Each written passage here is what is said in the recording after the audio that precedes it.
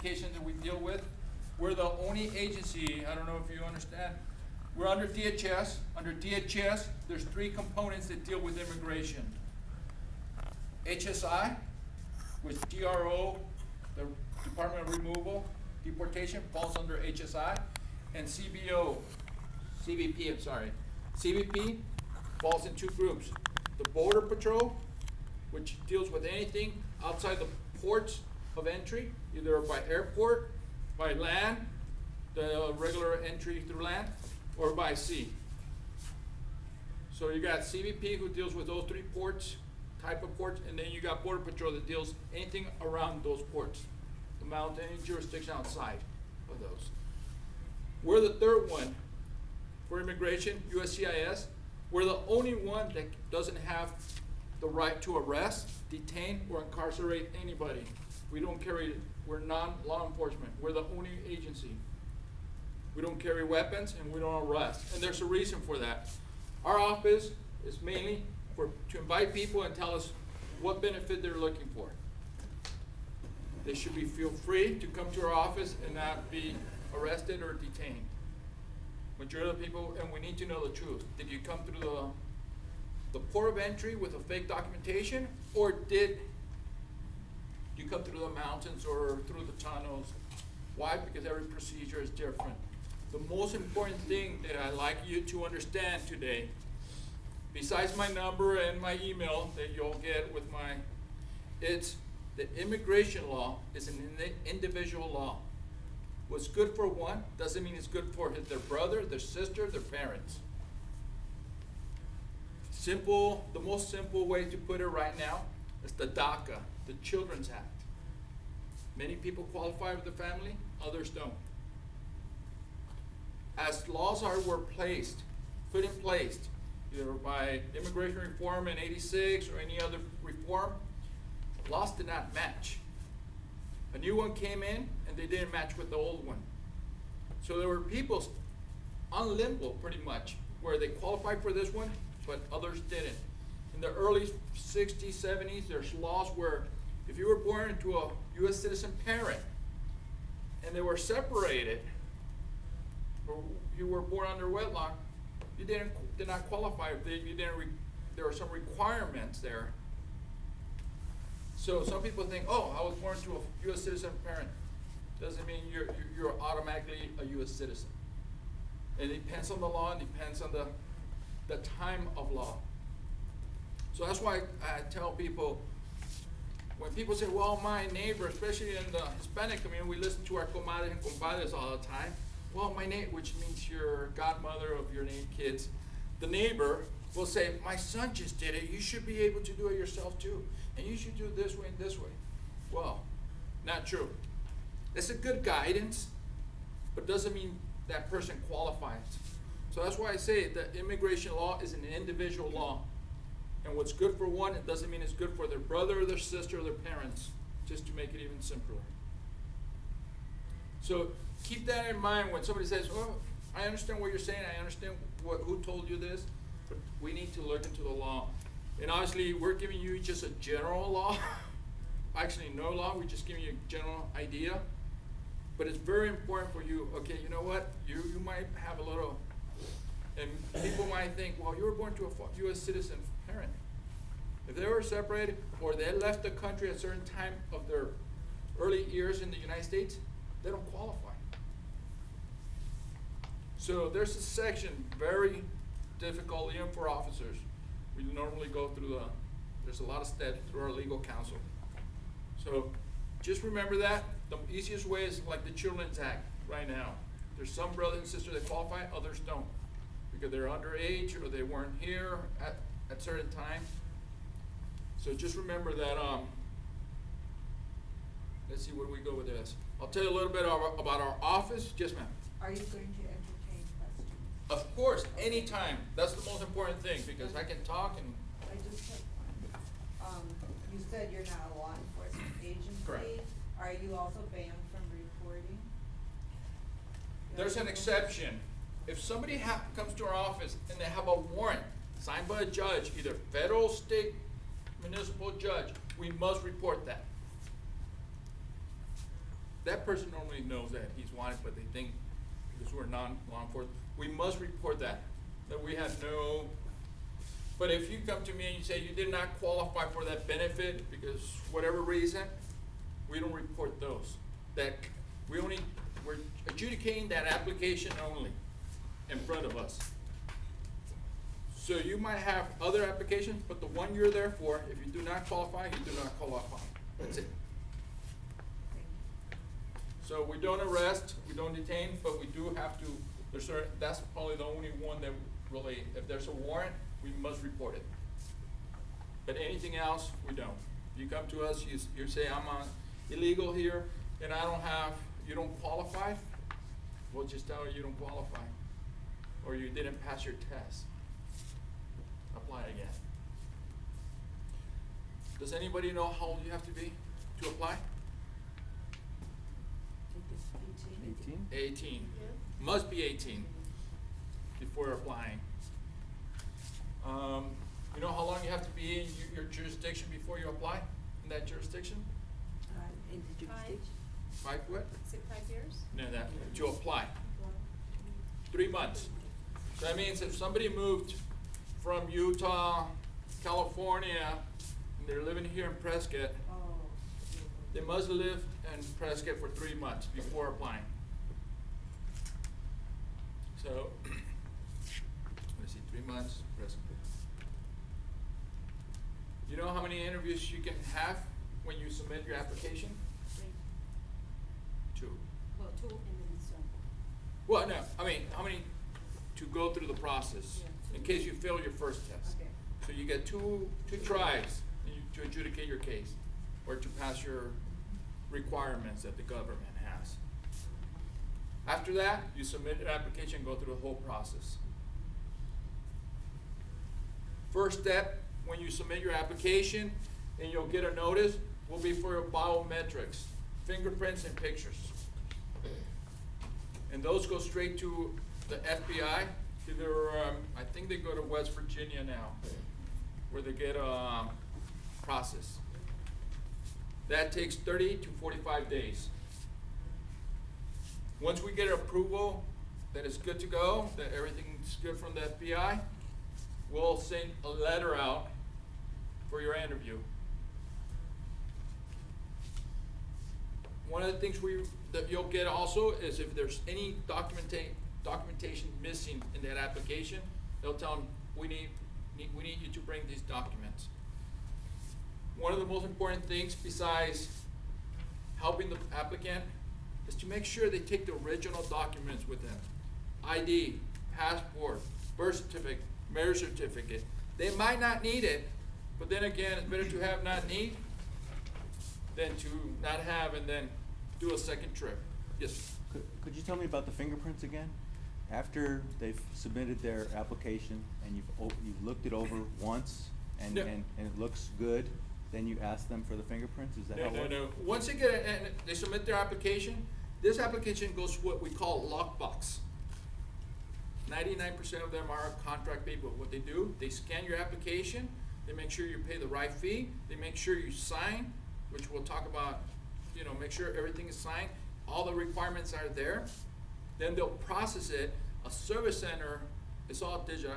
They'll send you a notice, okay, we got a slot, it's all by computer, and says, okay, come and do your fingerprints on this time, on this day. Okay, and that's down in Phoenix? Phoenix. Okay. For Northern Arizona part, which is Casa Grande North, it'll be in Phoenix.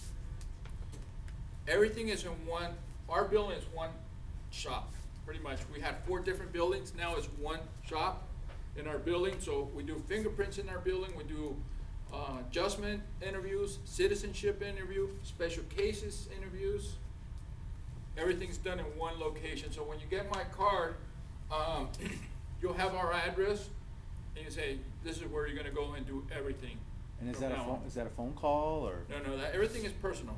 Everything on person. No, I mean, to inform them of the date of their fingerprinting? No, they'll get something in the mail. In the mail, okay. We do not do emails, and we do not do phone calls. Okay. Very rare. I mean, it might be an emergency that our power went off and we'll call you to cancel your appointment. That's when you say, you know, we're gonna cancel you today, we're gonna reschedule you, and you'll get something in the mail. So it's really only in emergencies that we'll do a phone call to cancel appointments. Everything else will be by mail. By mail.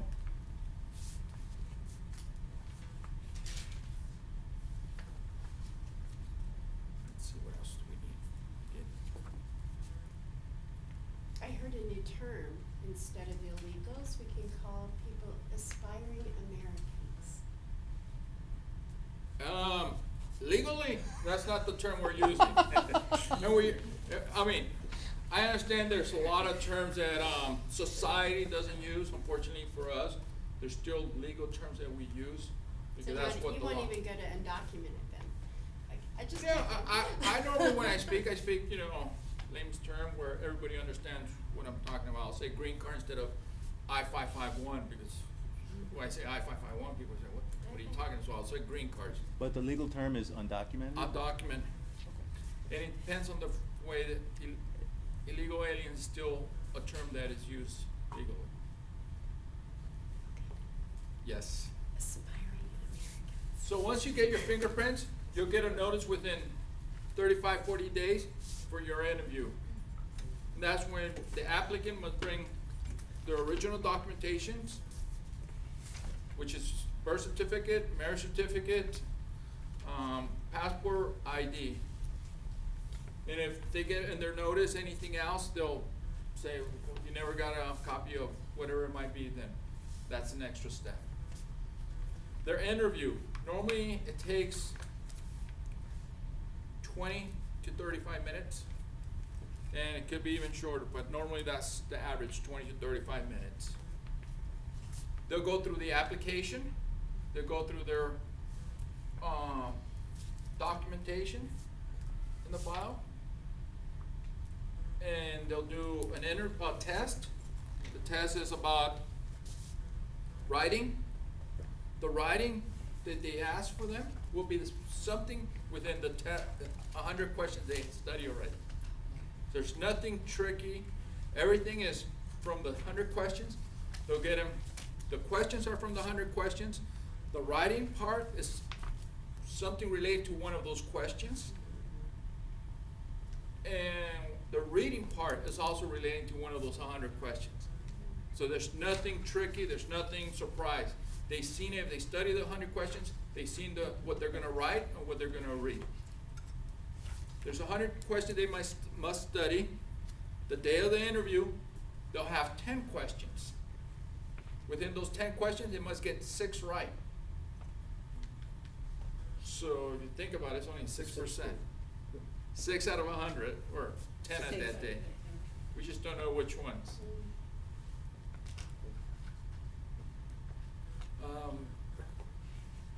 After that, yes ma'am. Are the tests individual? I mean, do you constantly mix up with? There's 10 tests already assigned. When you log in their name and everything and you go through the test part, the computer will select which test to give them. So they shouldn't listen to their neighbors? No. No. That was 2 years ago, that's when it changed. The computer will give them one of the 10 tests, which actually from those 10, you got 100 questions. They're all mixed. From those 10, you get 6. We do not, before you were able to skip questions, now we don't. We go from 1 straight down. So if they get 1 through 6 right, that's where we stop. But before you were able to choose 1, 4, 7, The easy 8, ones. 9, yeah. Not no more. You go straight from the top down. Once they pass all 3, the writing, the reading, the test, civics test, and their application is good to go, the adjudication officer normally will give them a letter, at least here in Phoenix, saying, congratulating, we're recommending you for citizenship. That application, that's not a legal document saying that you already got 100% and you're gonna take your oath. It's a good idea if you don't have a criminal record. That application, that file goes to adjudication officers senior adjudication officer, and it's reviewed. Make sure everything's correct, make sure we have all the proper documentation, make sure that adjudication officers did not skip or miss anything.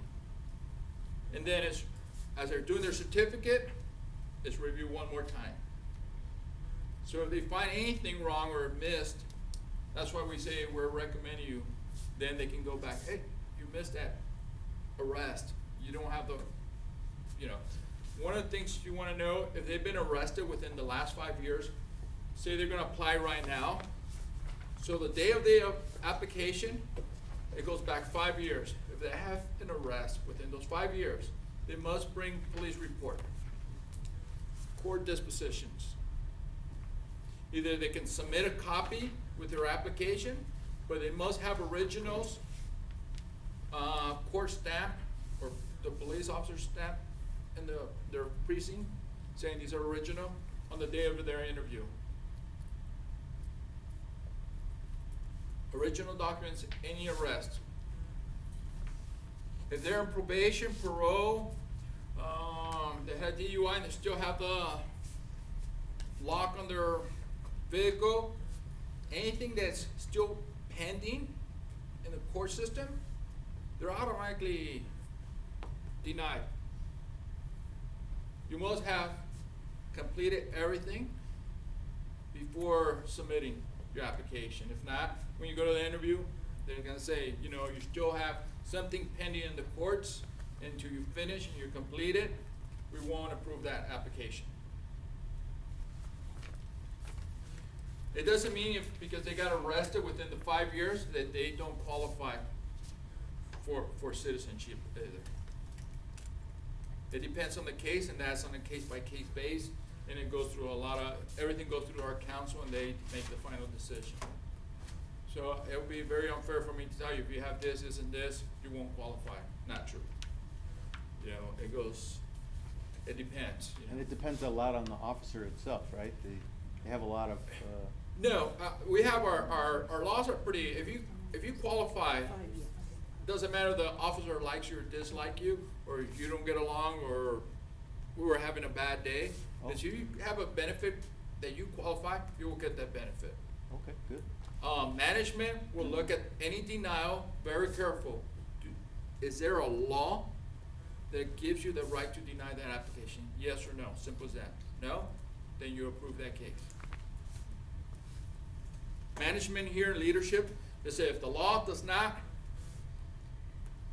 give you the right to deny, you cannot deny it. They have to be more and beyond. For example, if you owe child support, you won't get approved. You still got something pending. Yes, ma'am. Will the applicant be explained what the law is that made the denial happen? Yes. Speaking English very yes. well. If you're But will yes. they understand why? it I don't was know, they delayed? will understand. The adjudication job is not to explain 100%. What they will do is send them a denial, because the denials are not there all the time.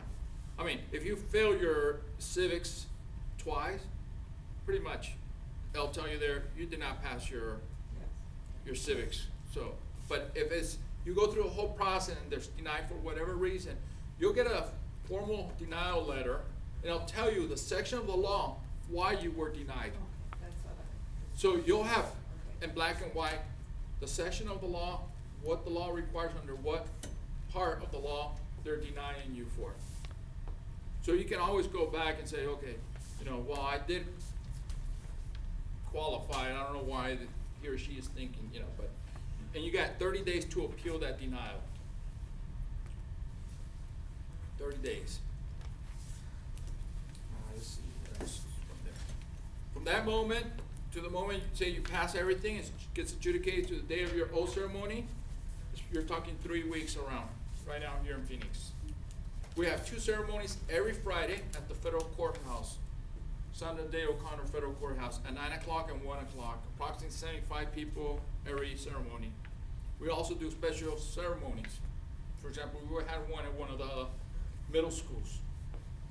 I think there were like 12 new applicants. So we do quite a few, approximately 1,200 people get citizenship in the state of Arizona from the northern part. A year? A month.